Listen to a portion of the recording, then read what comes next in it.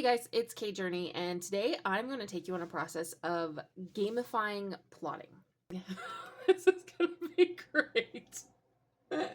That's ridiculous. So if you're an author or somebody who aspires to be an author and you come across this video, um, the the process of plotting is kind of daunting for some people, and a lot of people just don't do it. They pants a book and it works for them, and they write multiple drafts, and that's fantastic for them. For me, I am an extensive plotter, and the problem with being an extensive plotter is that I'll get stuck on an idea and I'll think I have to write a certain thing, and then when I get to the story, it completely changes on me, and then I'm wildly surprised. So I've learned so far, because I've written one, two, three, four, 5 books. I've self-published 2 of them. Um, and I'm currently working on another, and I've got to edit one of those. Anyway, it's a whole lot. But in that process, I've learned that I tend to get super attached to an idea, and sometimes it takes away from the ability to be flexible and to change with the story as it's going. So, for myself and for you guys, I decided to invent a game where I just play with plot lines and I play with creating different worlds. So this is going to be the first in a series. Every quarter I'm going to be going through and doing a completely different plot line. And what it is I have sheets here for world building, for tropes, for character building. So I'm going to be going through these, and I'll show you what they are. I'll throw up pictures as we go. But basically what it is it's kind of a roll of dice and see what you get type of situation. So the best way to show you how to do this and how I'm going to do this is just to do it with you. So this first video, because it's my trial run, I'm going to be doing character development and tropes. And then in the next video, I'm going to be doing world development. And then the third video, I will be doing like the 27 scene plot grid. And then the next quarter, we'll start completely over with something different, and I'll be doing everything separately. So for this round, I'm only going to be doing, I think, maybe 2 or 3 characters. I would likely do more if it was a longer video. But I kind of just wanted to jump into the system, show you guys, because I basically gamified plotting, and I'm like thrilled with myself about it, and I might actually use this, or it might just be something that I do for my channel. I haven't decided. So anyway, okay, so what I've got here is a list of kind of common tropes for each of these genres. So there's fantasy tropes, horror tropes, and dark fantasy elements. So what I write is mostly dark fantasy, but sometimes I want to lean it more into horror, or other times I want to lean more into fantasy. So what I'm going to do is I'm going to pick something from each of these. I'm going to roll dice, and I'm going to pick something from each of these, and then I'll show you what's on the next page after I do that. So we'll go fantasy tropes 4. Okay, so our first fantasy trope is the wise mentor, which is like, we can think Gandalf, or we can think like, I don't know. I'm not a big fan of Dumbledore, but I do like Ron Weasley's dad, if we're thinking Harry Potter. He's a great mentor. I think he's a great guy. So we can go with a lot of different things with a wise mentor. There's lots of different things we can do with that. So that's fine. It's not something that I would normally do. Let's put it that way. Okay. Oh, I got a 4 again. I'm not doing a 4 again. 7. Okay, splitting it. Oh, that's boring. See, this is why I shouldn't be doing this. Okay, I got a 4 again. Okay, we're going with a 4. So, secret lab or evil science. Okay, so we're leaning kind of somewhat into a little bit of sci-fi there. That's cool. Okay, so dark fantasy. Got a 5. Okay, so we're doing creatures and races. So we're dealing with like fairies, elves, witches, different things. I think I want to throw in one more from that, just because it is dark fantasy that I'm working with. Okay, so we got a 6. Ooh, dangerous magic. Okay, so here are the tropes that we're going to be using in this plot line. Wise mentor.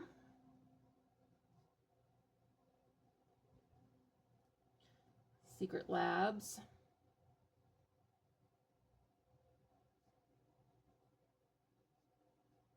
Evil science. And then we'll go Creatures and races.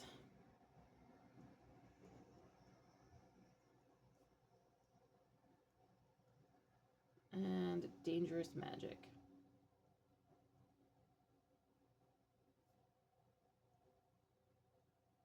Okay, so for each of these, what I've done is we're not just going to stop here. We're breaking it down even farther. So on the next page, we've got some fantasy trope breakdowns. So our fantasy trope, move that somewhere over there.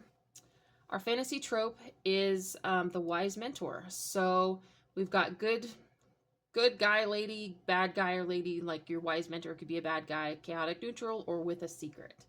And for that, I am going to roll a d4.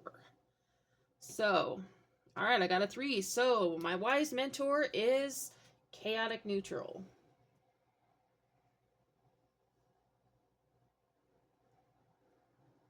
Which I actually really, really like. I was hoping to get that one, but it was, you know. Okay, so then we've got for our horror tropes. Now, if I wanted to lean more into horror than dark fantasy, I would have added a second one in here. Or if I wanted to lean more into fantasy with just some elements of darkness, I would have added more fantasy elements. But for this, I want to lean heavily into dark fantasy. So my horror breakdown, or secret lab, where are you? Secret labs. Okay, so there's different options here. So evil scientist, I kind of printed these funky. I have to change it. Evil scientists, dangerous elixirs, created monsters, or created weapons. We're going to roll. Oh, okay. So we got another 3. So created monsters.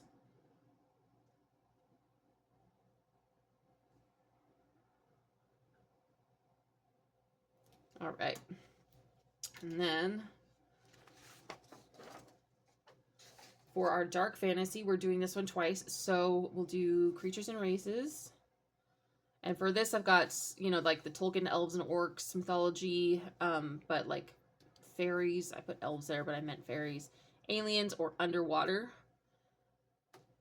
Okay, 1. Okay, so creatures and races, Tolkien.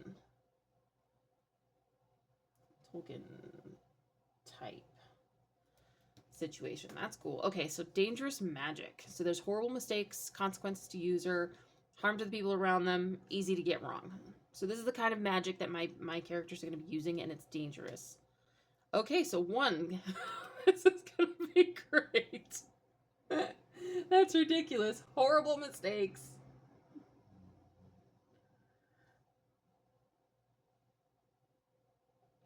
Okay, so already I'm like super thrilled with this plot that I'm coming up with, right? Because we've got a chaotic neutral mentor, and we've got dangerous magic that can kind of cause horrible mistakes, and we're in a Tolkien situation, so I could just see some poor freaking schmuck, some poor human that's just from some little corner of this world who ends up finding out that they can do magic, who ends up with a chaotic neutral, I don't know, a grumpy old troll or something that's teaching them magic.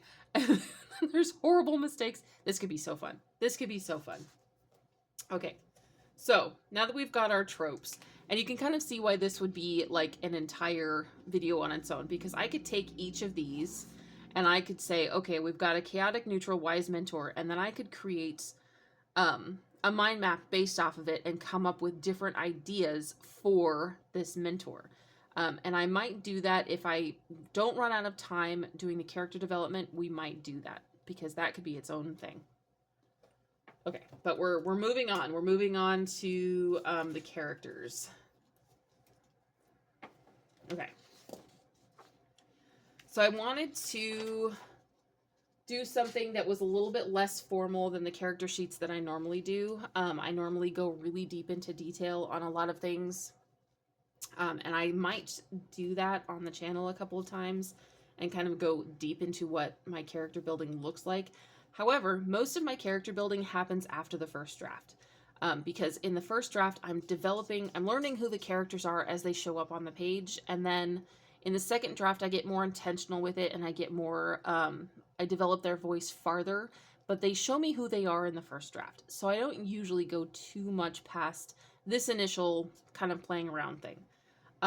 Okay, so first things first, we're going to roll for gender. So we've got male, female, non-binary, and trans.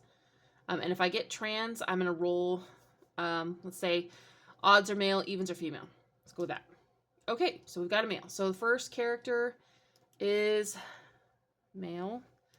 And so then we're going to go over here. I did a name generator. This thing is ridiculous. I'm going to show you a picture of it.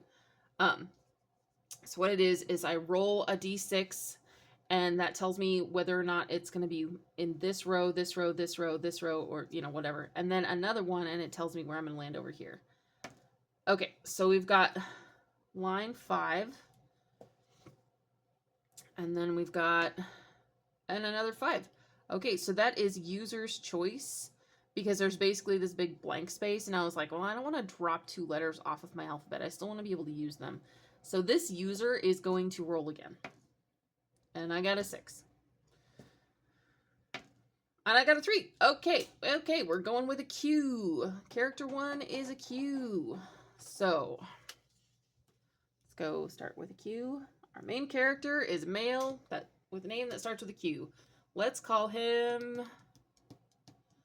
Oh, I don't know. I'm going to have to do like a name generator on that or think about it. Okay, so let's go with our character number 2.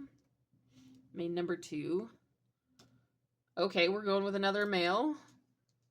So, there's probably going to be a buddy show. I mean, you know, they could be homosexual. I haven't decided because I'm just now meeting them. Okay, and we've got a 6, so it's this line here. And then a 5. And 3. Okay, R. So this one starts with an R. Okay, and then we're going to do our antagonist. I'm only going to do these 3 this time around because I know there's lots more that I could do, but I just kind of wanted to get to the main 2 characters. So one of these 2 is likely going to be my mentor that was in the thing before. And then, yeah, I'm going to find the antagonist. Okay, so antagonist is trans. Okay. So we're trans male. Okay. So female to male trans boy. And their name is, so 4. So that's this line. And 4. Their name starts with a V. Okay. So we got a V. I really don't like that this is all males. Like that. I don't like that. I don't like that that came out that way. I kind of want to re-roll for this one, just to get away, see if I can get something beyond male. And I got 1 again. Okay. Are you rigged? 3, non-binary. Yay. Okay, that's fine. Let's go with non-binary. That feels better to me. Okay, so let's go with maybe, I keep wanting to say Quinn, but that's like, that's very Marvel of me. I think I want to go with something else. Hang on a second. Okay, so there were a couple of different names that I came up with for Q on the, like, trying to find a random generator, which actually failed a couple of times. But we're going to go with Quaid. And it is Irish. Means 4th, according to the website that I was on. I don't know if that's going to be really relevant. Kind of doesn't matter. So we're going with an R. Okay, we are going to go with Raevin. I'm going to assume that that spells Raven. I have no idea the history of that. I'd have to look it up. But that's what the name generator gave me, and I actually really like it. So Quaid and Raven. And then our antagonist starts with a V. And I kind of want to go with Vin. I don't know why. Is that entirely too Vin Diesel of me? I'm not sure. Maybe I'll look up something else. Okay, we are actually gonna go with Varro. According to the name, it is Latin for strong. Cool, whatever. I actually like how it sounds, which since we're creating our own basic world, I shouldn't say basic, it's Tolkien-esque.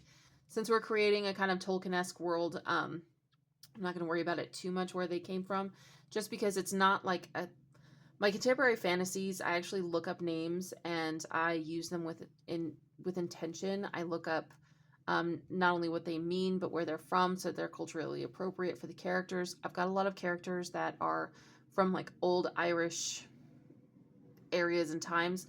So I've got a lot of those. I also have characters that are Greek and characters that are, anyway, from different places. And I try to name them appropriately for where they come from and what culture they come from. However, for this, since we're just completely making up a new world that's loosely based on Tolkien, I'm going to go with these. That's great. Okay. So for Quaid, that's right, Quaid. Quaid, male. And he is one of our main characters. Okay, so for each character, we're just going to play around with this and see what happens. I want to give each of them, put that over there so I can still see the names, each of them an attachment style, and then a healthy coping mechanism and an unhealthy coping mechanism. And a mental or emotional disorder, we're going to roll on that because it can be user choice or none, which I kind of forgot to put whatever in there. And then false beliefs. And I definitely need to change how I print these because they came out kind of messy. But it's my first time, so we're gonna go with it. Okay, so we're gonna roll a d6 for each section for each character. So for Quaid, we're gonna go with an attachment style that is anxious.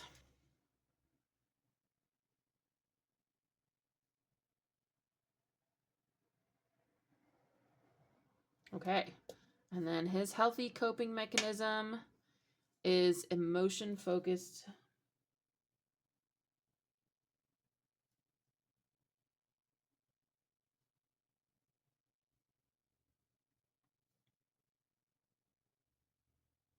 So for an emotion focused like coping mechanism, it would be like journaling or there's lots of different ways to be very emotion focused when coping with a problem. So recognizing your feelings, working through your feelings, that's a very good thing to have. But we're gonna give him an unhealthy one to go with the healthy because I think we all have a balance. Oh, self-harm. That goes really well with the emotion focus. Okay, unhealthy.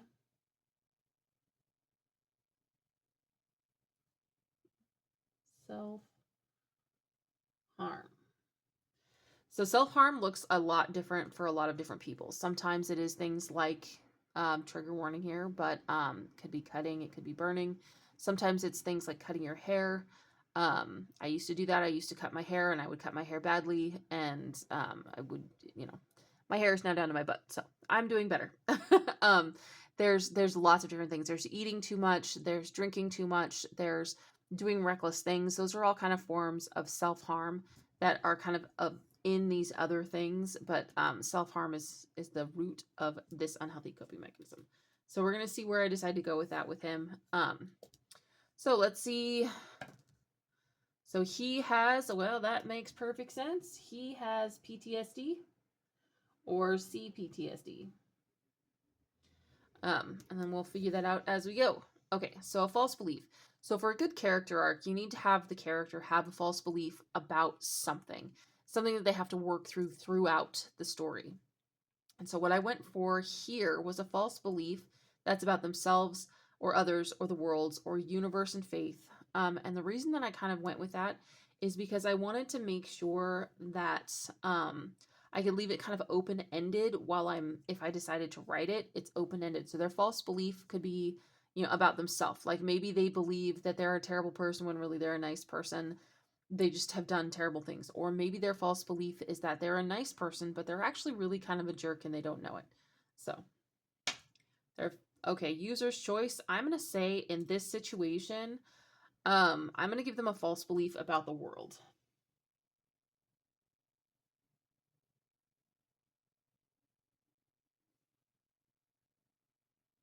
So what Quaid sees in the world, maybe he thinks that the world is a much nicer place than it is, or maybe he sees the world as a much more dangerous place than it is, full of evil people, and that he shouldn't trust anybody. So there we go. Okay, so there's Quaid. And then we'll do Raven. Ooh. Raven. Non-binary. Okay, so their attachment style. 6, user's choice. So to go with an anxious, I think that it would be really great to do a disorganized because they would be playing on each other because disorganized is both anxious and avoidant. And when you are avoidant, basically when you have big feelings, you run away from the big feelings. You don't want to deal with them. So when you've got somebody who's anxious and then somebody who's disorganized, it can be quite chaotic because sometimes they come together with their anxiousness and they feel a little better together, and sometimes they make each other feel way worse. So we're gonna go with disorganized. Okay, so we're gonna go with coping mechanisms here. 6, user choice, because he was emotion focused. Let's go with 4. We're gonna go with healthy physical release.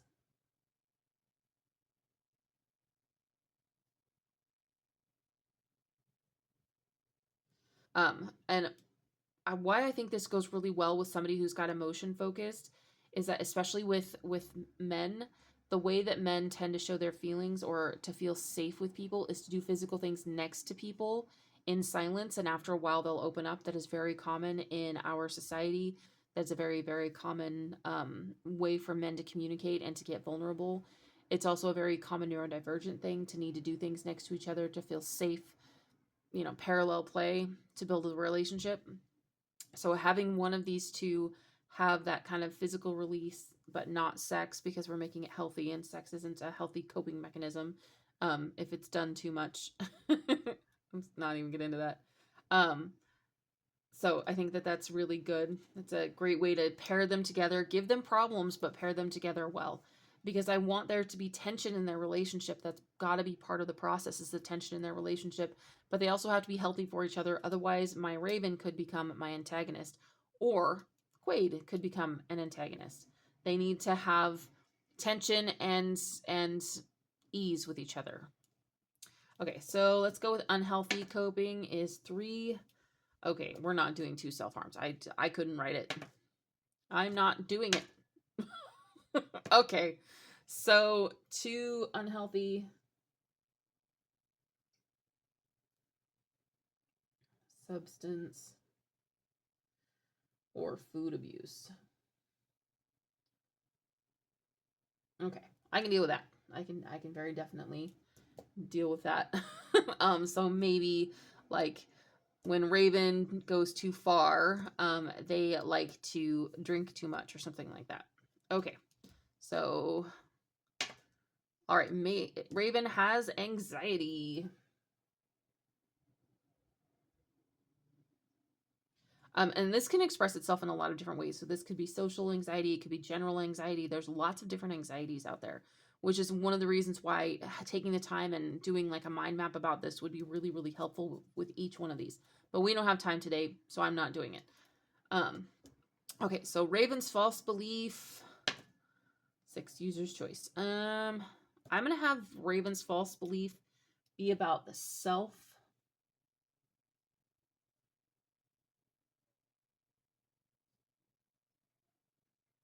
Because I think that that would play really well with Quaid's belief about the world. I think I could do interesting things playing those 2 things off of each other. Okay, and then we have our antagonist. Okay, so antagonist. I'll get my head out of the thing there. And then they are trans male. Okay. So let's go with their attachment style is user's choice. Oh my goodness. 3. Okay. They've got an anxious attachment.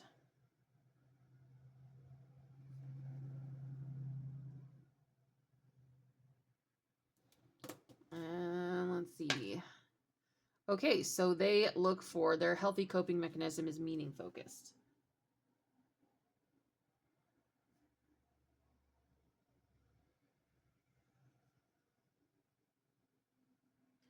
So in this situation, when you've got an antagonist with a meaning focus, the first thing that I think about is like they take this too far. They take something that started out as really healthy, like they're finding meaning in the bad things that happen in their life, and they're taking it too far in a lot of different directions. So maybe something bad happens and they blame themselves and they internalize it and they become sort of this gremlin monster dude, or they, take it and they go, "Oh, this means the world is a terrible place, so I need to make sure to punish the world to force it to be better."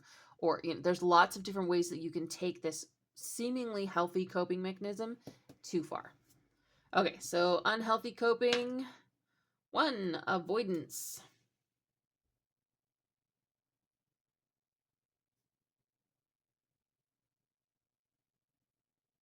So maybe they're avoiding dealing with what they're doing wrong here. Okay, so let's go with 5, user choice. I'm gonna have them I'm gonna give them depression. Um yeah, I think that could be an interesting thing to try to weave in there. See, for me, when I think of antagonists, I want somebody that we kind of, as readers, we almost empathize with. We definitely can see how and why they got there. I never want to have a bad guy that's completely not somebody that we understand. And I do have in my third book, I have a bad guy who's very not human. He's more of a creature than a character. However, there are character elements about him, and I do, as the story goes on, kind of humanize him in a way that makes him at least somewhat understandable. So that when we get to the end, we understand all of his motivations for everything that he's done, and we can kind of empathize, but we're also still really celebrating the fact that, they potentially are being defeated. Just throw that out there. Okay, so false belief, and this is going to be big for them. So when you've got an antagonist is a hero in their own story. They believe that they are right. So their false belief drives almost the entirety of the story. It is as important as the false belief of the main character, in my opinion. 2. Okay, so false belief is about others.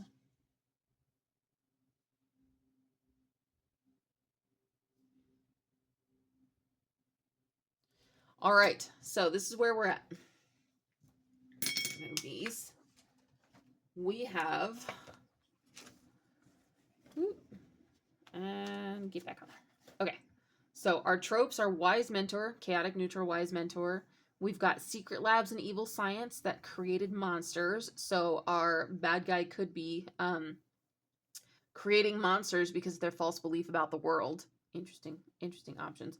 Or they could be leading evil scientists to create monsters. There's lots of different options there. Especially when you're in a Tolkien-esque thing. So they're using science, got science in with the innate magic of a Tolkien-esque situation, which is cool. On top of that, we've got evil science and dangerous magic. So, and then it could be horrible mistakes. I think that that's setting it up for being really funny. These two together set it up to be just hilarious. Um, okay. And then we've got a main character, Quaid. He's anxious attachment. He's emotion focused when he's trying to cope in a healthy way, and then once he switches over to unhealthy, he acts in self-harm. He has PTSD, and his false belief is about the world around him. And then Raven, they've got disorganized attachment style. They've got physical release as their healthy release. Their unhealthy is food and substance abuse, anxiety, and their false belief is about themselves, which I think is cool. Okay, and then we've got Varro, who's a trans man, and his anxious attachments, and he has meaning-focused, healthy coping mechanisms that I'm going to kind of twist and make unhealthy. And then his other unhealthy coping mechanism is avoidance. He has depression, and his false belief is about others. This is a great setup. This is a setup that could be a really super interesting story. I'm very, very happy with what we've built here. So next week I will be back with a planner video, and then the week after that, I will be going through and we will be doing world building. I'm going to give you a bit of a sneak peek here. Don't tell anybody. Shh, sneak peek. Um, we've got environment, society, and life forms, and because we know that we've got kind of a Tolkien-esque situation, I'm going to play a little bit with the life forms, because if we got something like biomechanical or AI, that would be really, really cool. That would be so much fun to do in like a Tolkien setting. But we'll see what happens then. So this is going to be in a couple of weeks, and then like a week after that, I'll be sitting down and plotting the whole thing out, and we'll see where I end up. So yeah, please, if you've got any suggestions, if you think that this is just, I don't know, if you've got any suggestions, if you think there's some things that I should change, or ideas and stuff, or things that you think I should throw in there, go ahead and leave me a comment. I would love to have your guys' input. Anyway, I am going to get off of here and go get to work on other things. Thank you guys so much for watching. Please like and subscribe, and I will be back next week.